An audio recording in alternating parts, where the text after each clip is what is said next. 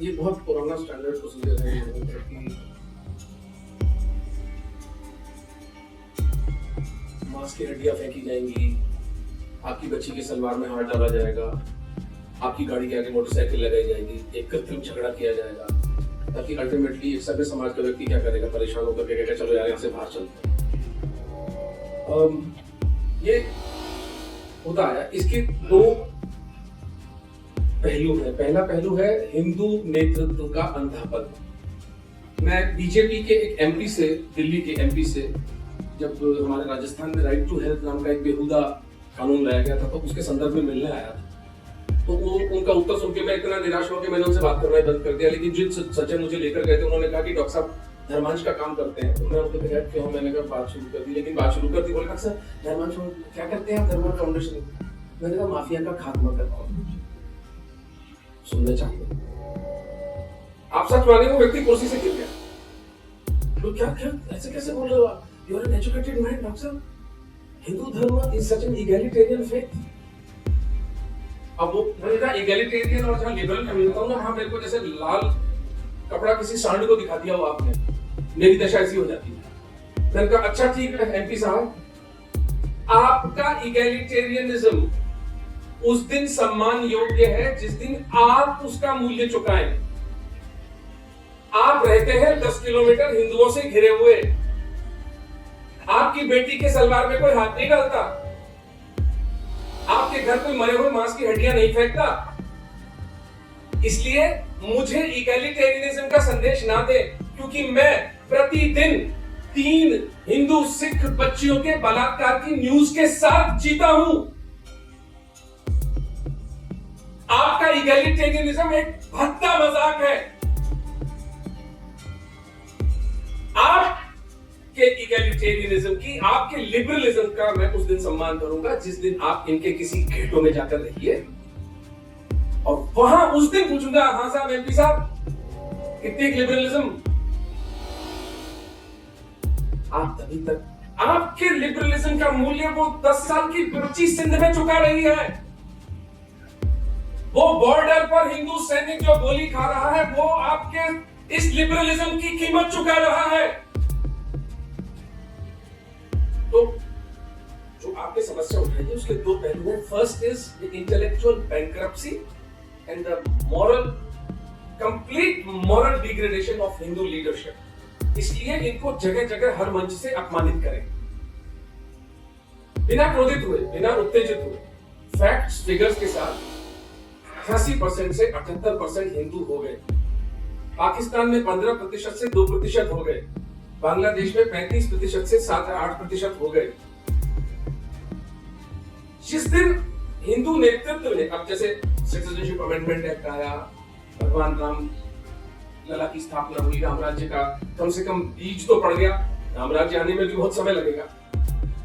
ये तब हुआ जब हिंदू समाज ने नीचे से प्रेशर डाला। ठीक उसी तरह से हमें इगैलिटेरियनिज्म का भद्दा उपदेश ना दे, क्योंकि उसकी आड़ में व्यभिचार होता है। दूसरा जो पहलू इस समस्या का वो है लोकल यूनिट्स। मैं इसीलिए आज जो प्रारंभ में मेरा वक्तव्य था, मैं यहाँ पर आपके सामने आंसू बहाकर इसीलिए गया था। Dharmansh the only weapon you have. आज मेरे पास 100 करोड़ रुपए होते धर्मांश फाउंडेशन में, आप मुझे बताते पुरानी दिल्ली से किस हिंदू का मकान खाली हो रहा है, मैं मुंह पर फेंकता जाकर पुलिस, मीडिया और जुडिशरी के मुंह पर, और वो हिंदू को वहीं पर बसाता। जिस समाज में, जिस राष्ट्र में पैसा ही सत्ता का साधन है, if money is the transactional medium, money is power, Hindu समाज का सामूहिक धन कहां है भैया? कहां है आपका सामूहिक धन? देखो मंदिरों को हम फ्री करवा लेंगे, अगले जन्म में करवा लेना, अगले जन्म में मंदिर फ्री करवा लेना। इस जन्म में मंदिर फ्री हो जाए तो मैं बची कुची मुझे भी कटवा लूंगा। मंदिर फ्री नहीं होंगे। मंदिर फ्री होने के लिए जो नेतृत्व चाहिए, जो आत्मवान प्रज्ञावान साधु समाज चाहिए, वो आपके पास है ही नहीं। कौन लीडरशिप देगा? और फिर क्या करेंगे? सबसे पहला सवाल जो आता है, क्यों जब टेम्पल फ्री हो जाएंगे उनको कौन चलाएगा? और इस डिबेट को मैं कम से कम इस समूह के लिए आज खत्म कर देता हूं। ये टेम्पल फ्रीडम का जो हुनर होते हैं मूर्ख हिंदू, आपको पता है कितने बड़े बड़े टेम्पल्स गवर्नमेंट कंट्रोल में नहीं है?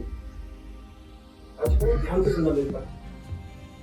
राजस्थान में सालासर जी का मंदिर है, राजस्थान में मेहदीपुर बालाजी का अरबों रुपए का सालाना चढ़ावा आता है, और ये मंदिर गवर्नमेंट कंट्रोल में नहीं है। कहां जाता है इनका पैसा? 10 रुपए कभी हिंदू समाज के लिए दिए? इसलिए गूगल खुलवाओ, मूर्खतापूर्ण सोल्यूशन हिंदू समाज ना दे। 15 वर्ष के चिंतन के बाद मेरा थिंक टैंक, हम लोग इस परिणाम पर, इस निष्कर्ष पर पहुंचे हैं। एक हथियार है हिंदू समाज के पास कटने का, और वो है धर्मांश। इसलिए नहीं कह रहा हूं कि मैं सबसे पहले इस पर पहुंचा था। मैं आपको पहले ही कह चुका हूं कि ये शरीर, ये मिट्टी का शरीर, ये हाड़ मांस का शरीर कोई मायने नहीं रखता। मैं भगवान कृष्ण का दिव्य संदेश समाज तक लाया हूं। अगर हिंदू समाज को बचना है तो धर्मांश को आपको सपोर्ट करना होगा। आप 100 करोड़ रुपए महीने का, जिस दिन हिंदू समाज के पास एक सेंट्रल कॉर्पस जेनेरिक फंड होगा, उस दिन इस देश के अंदर से, मेवात से, चांदनी चौक से हिंदुओं का पलायन अपने आप बंद हो जाएगा, और कोई मार्ग नहीं है, कम से कम मेरी दृष्टि में। 47 में इस देश का एक कृत्रिम विभाजन हुआ, जिसको मैं विभाजन नहीं कहता, का हस्तांतरण कहता हूं। कोई इनकम एक्सपेंडिचर अकाउंट रख के मुझे बताएं कि इस सत्ता के हस्तांतरण से हिंदुओं को मिला क्या? सेक्युलरिज्म की पींगे, उस सेक्युलरिज्म की छाती पर वक्फ बोर्ड और माइनॉरिटी कमीशन बैठा हुआ है। इस देश की मरी हुई व्यवस्था से आप आशा करते हैं कि वो आपको न्याय देगी? किस काल्पनिक जगत में जीते हैं हम हिंदू? यार एक बात बताओ जरा मुझे, आप में से सब लोगों ने प्लॉट खरीदे होंगे ना जयपुर या दिल्ली में? जमीनें खरीदी होंगी ना? हमारे राजस्थान, जयपुर में तो जब जयपुर डेवलपमेंट अथॉरिटी है, 5 लाख नकद इस जेब में और 5 लाख नकद इस जेब में रखे जाते हैं हम। जब 200 गज का प्लॉट अपने नाम कराना होता है, तो सारी नैतिकता हिंदुओं की कहां चली जाती है उस वक्त? क्योंकि वो प्लॉट अपने नाम करवाना है, तो वो 10 लाख की रिश्वतें लेके हम जाते हैं। जब समाज में निष्ठाएं बिकती है, तो हिंदू समाज वो निष्ठा क्यों नहीं खरीद सकता? मोदी जी को 5 साल में एक बार वोट दे दिया, बड़ा उपकार कर दिया आपने, बहुत आपको कष्ट हुआ होगा, वो पोलिंग स्टेशन तक गए होंगे, वो छुट्टी खराब की होगी, चाय पकौड़ी समोसे पत्नी बनाकर बैठी थी, उसको छोड़कर आप गए, इतना बड़ा त्याग किया आपने, रियली इट्स ओवरवेलमिंग। वहां जाके ठप्पा लगाया होगा, फिर रिटर्निंग ऑफिसर ने आपका नाम चेक किया होगा। 5 साल में एक बार मोदी जी को वोट देने के बाद आप सोचते हैं कि आपके धन, आपकी संपत्ति और आपकी बेटी की सुरक्षा मोदी जी करेंगे? कब हिंदू समाज अपना दायित्व समझेगा? मैं ENT डॉक्टर हूं, एक सर्जन हूं, राजी एक फिजिशियन है। हम अपने कंफर्ट जोन से बाहर निकले हैं। हम अपने, मैं चाहता तो एक और अस्पताल खड़ा करता, राजी को क्या पड़ी है, एक डिग्री और करता है, एक क्वालिफिकेशन और करता है, इसके तो पाउंड्स में पैसे बढ़ जाते, 2-4 हजार पाउंड नहीं। जब हम जैसे लोग, उसमें तुलसी जैसे लोग अपने कंफर्ट जोन को छोड़कर बाहर आते हैं, तो इसलिए आते हैं कि समाज सोया है। आप इस मरी हुई व्यवस्था से न्याय नहीं पा सकते। समझ लीजिए, न्याय पाने का एकमात्र तरीका है पैसे का विनिमय। You will have to purchase royalties. और कितना डायरेक्टली बोलूं और कितना स्पष्टता से बोलूं, अगर निष्ठाएं बिकती है तो हिंदू समाज निष्ठा खरीदेगा, और कोई विकल्प नहीं है हमारे पास। कई लोगों ने पूछा है कि धर्मांश को कैसे, तो कौशलेश के पास में सारी डिटेल्स हैं, मेरे पास भी मेरा विजिटिंग कार्ड है, आप सब लोग उसके फोटोग्राफ ले लें। www.dharmanshfoundation.org, उस पे आप जाएंगे तो अकाउंट डिटेल्स, बारकोड वगैरह सब आपको मिल जाएगा। nimittekam.org, निमित्तेकम को जो आप पैसा देते हैं वो सारा पाकिस्तानी हिंदुओं के विस्थापन के लिए आता है, और धर्मांश फाउंडेशन को जो आप पैसा देंगे वो सारा भारत के अंदर। इस वक्त हम 56 प्रकल्पों को प्रायोजित कर रहे हैं। 56 projects are being funded by Dharmansh foundation of India. मेरे पास अगर धर्मांश फाउंडेशन को बनाना है तो हम 5600 प्रकल्पों को फंड करेंगे।